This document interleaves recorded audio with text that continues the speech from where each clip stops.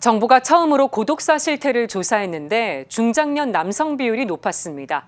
본당 차원에서 또 신자들의 따뜻한 관심이 필요해 보입니다. 김형준 기자입니다.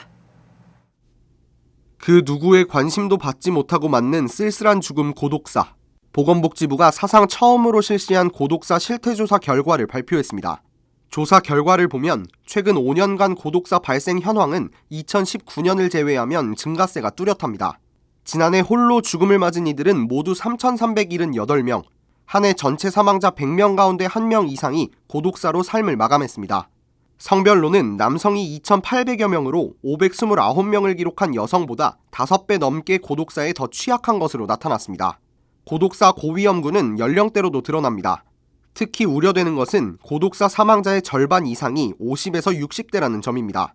전체 사망자는 연령이 높을수록 비중이 커지지만 고독사는 중장년층에서 가장 빈번하게 일어나고 있는 겁니다.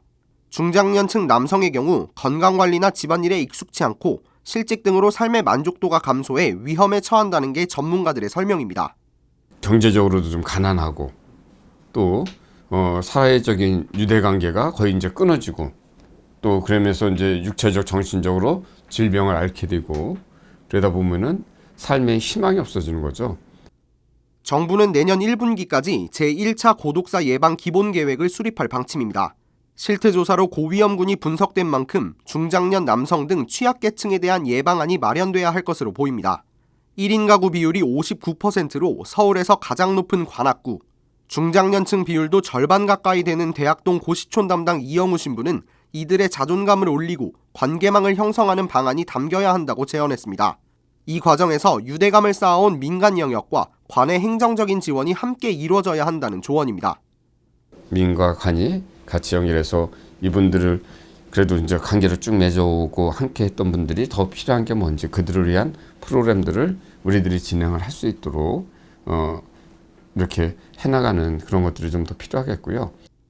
이웃의 고독한 죽음을 막기 위해 교회와 신앙인들의 역할도 중요합니다. 지역에서 공동체를 이루고 있는 본당 차원의 관심과 신자들의 인식 개선이 필수적입니다.